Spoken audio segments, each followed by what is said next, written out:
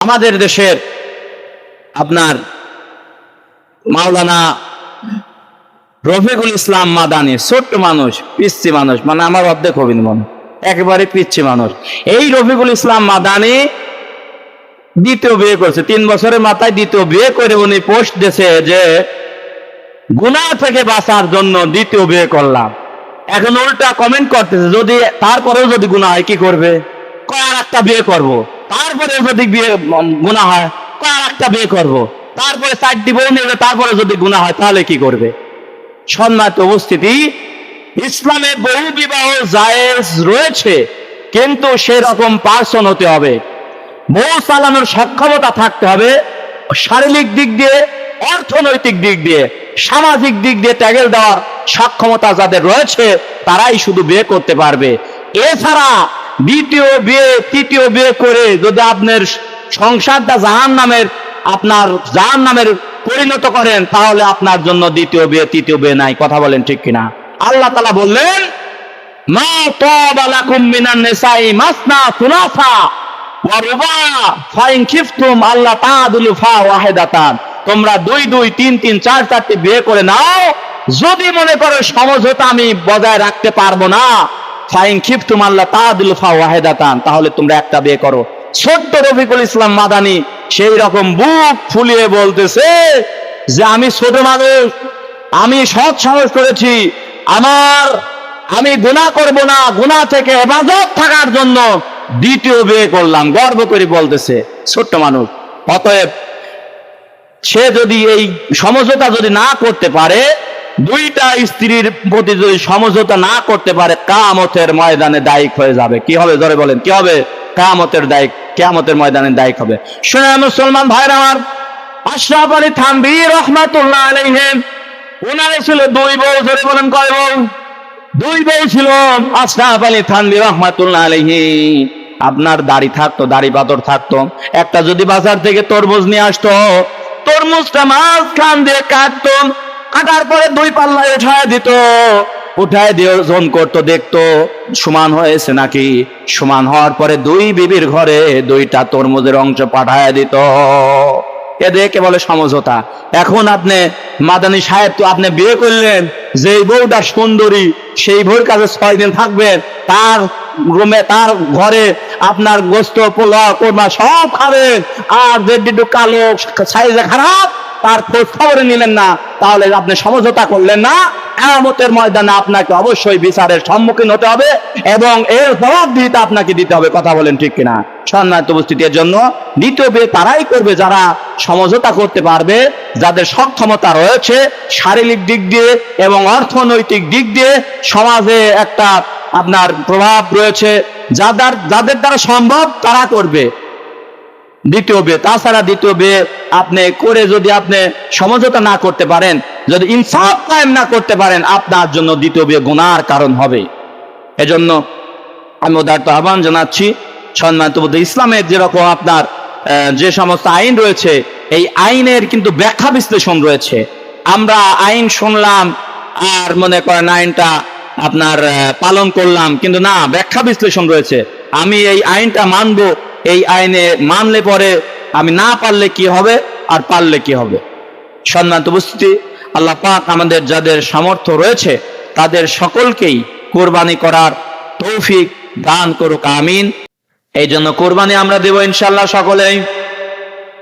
এখন থেকে প্রস্তুতি নিতে হবে, কোরবানির পশু নির্বাচন করে আমরা আল্লাহর জন্য কোরবানি দেব, কারণ কোরবানি আল্লাহ রাব্বুল আলামিন ওয়াজিব করে দিয়েছেন।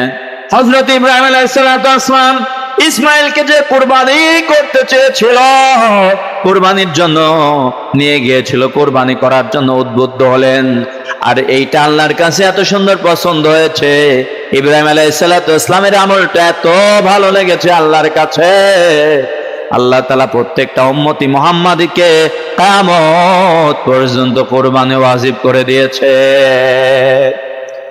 কোরবানি ওয়াজিব করে দিয়েছেন।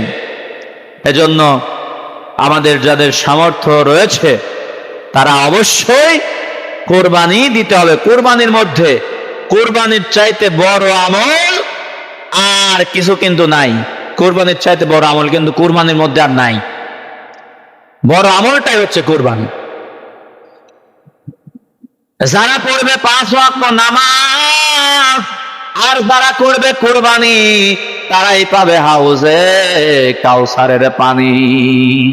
কিয়ামতের ময়দানে মানুষ যখন তৃষ্ণায় ছটফট ছটফট করবে, তৃষ্ণায় ছটফট ছটফট করবে, মানুষগুলো দিক বিদিক ছুটাছুটি করবে।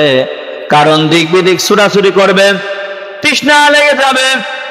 আল্লাহ রাসূল সাল্লাল্লাহু আলাইহি ওয়াসাল্লাম হাউজে কাউসারের কাছে দাঁড়িয়ে উম্মতি মুহাম্মাদীদেরকে পানি পান করাবেন। ওই হাউজে কাউসারের পানি যদি একটা মানুষকে পান করানো যায়, জান্নাতে যাওয়ার আগ পর্যন্ত তার আর পিপাসা লাগবে না। জোরে কান সুবহানাল্লাহ। এত মর্যাদার পানি হাউজে কাউসারের পানি। হাউজে কাউসারের মালিক আমার আল্লাহ তাআলা নবীকে দান করলেন। জোরে বলেন মারহাবা। আল্লাহ তাআলা নবীকে দান করলেন হাউজে কাউসার। এই হাউজে কাউসারের মালিক আমার নবীজি, পেয়ারা নবী হাউজে কাউসারের মালিক। এবার যারা 2টা আমল করবে, জোরে বলেন কয়টা আমল? 2টা আমল যারা করবে, যারা পড়বে 5 ওয়াক্ত নামাজ আর করবে কুরবানি, এরাই কিয়ামতের ময়দানে পাবে হাউজে কাউসারের পানি। তাহলে নামাজ যারা পড়বে আর করবে কুরবানি, তারাই কিয়ামতের ময়দানে পাবে হাউজে কাউসারের পানি। জোরে বলেন কিসের পানি? হাউজে কাউসারের পানি পান করার জন্য 2টা আমল। কয়টা আমল? জোরে বলেন কয়টা আমল? 1 নম্বর হচ্ছে 5 ওয়াক্ত নামাজ, আর যারা করবে কুরবানি তারাই পাবে হাউজে কাউসারের পানি। সেই কিয়ামতের ময়দানে হাউজে কাউসারের পানি কারা কারা খেতে চান? 2 হাত তুলে দেখান। লিল্লাহি তাকবীর, লিল্লাহি তাকবীর। আল কোরআনের আলো। হাত নামান। তাহলে আমরা সবাই কিন্তু হাউজে কাউসারের পানি পান করতে চাই। এবার যদি যারা পান করতে চান, যাদের উপর সামর্থ্য রয়েছে, কুরবানি দেওয়ার সক্ষমতা রয়েছে, তারা কিন্তু কুরবানি দিতে হবে।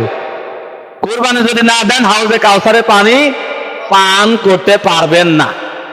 অতএব আমাদের এই আপনার 2 মাস আগে, 1.5 মাস আগে যে রোজার ঈদ গেল, এই রোজার ঈদে মনে আছে যে কুরবানি 10 দিন ধরে দিলে মানুষ। কয়দিন ধরে? 10 দিন ধরে কুরবানি দিয়েছে। মানে যে গরিব মানুষ রিক্সা চালায়, ভ্যান চালায়, তারা 2-3 ভাগ, এক ভাগে 5,000 করে, সপ্তাহে 100 করে দেয়, 3-4টি ভাগ রাখে। 15,000, 20,000, 25,000 টাকার গোস্ত খায় রোজার ঈদে, কিন্তু কুরবানি দেয় না। কুরবানি সব রোজার ঈদে হয়ে গিয়েছে, এই জন্য কুরবানি দেয় না। এই জন্য সম্মানিত উপস্থিতি, যাদের সামর্থ্য রয়েছে, অবশ্যই অবশ্যই আমরা কুরবানি করব। কুরবানির প্রস্তুতি এখন থেকে আমাকে নিতে হবে। কুরবানির প্রস্তুতি নিয়ে ফেলেন, এই উদাত্ত আহ্বান আমি ব্যক্ত করছি। আর একটা কথা, হযরত ইব্রাহিম আলাইহিস সালাতু ওয়াস সালামের 2টা বিবি ছিল। কয়টা বিবি ছিল? জোরে বলেন কয়টা? মা হাজেরা আর মা সারা। এই 2টা বিবি আমাদের জাতির পিতা ইব্রাহিম আলাইহিস সালাতু ওয়াস সালামের ছিলেন। আল্লাহ তাআলা কুরআনুল কারীমের মধ্যে বলছেন, মা তাবা লাকুম মিনান নিসাই মাসনা সুলাসা ওয়া রুবা ফাইন খিফতুম আল্লাহ তাআদিলু ফাওয়াহিদাতান। আল্লাহ তাআলা বিবাহ সংক্রান্ত একটা আয়াত নাজিল করেছেন। এই আয়াতে কারিমায় প্রথমে আল্লাহ তাআলা বলছেন 2টা বিয়ে করো। কয়টা? একটার কথা কিন্তু আগে বলেন নাই। 2টা বিয়ে করো, 3টা বিয়ে করো, 4টা বিয়ে করো। ফাইন খিফতুম আল্লাহ তাআদিলু ফাওয়াহিদাতান। যদি মনে করো সমঝোতা বজায় রাখতে পারবো না, আমার দ্বারা সম্ভব নয়, তাহলে একটা নিয়েই থাকো, একটাই বিয়ে করো।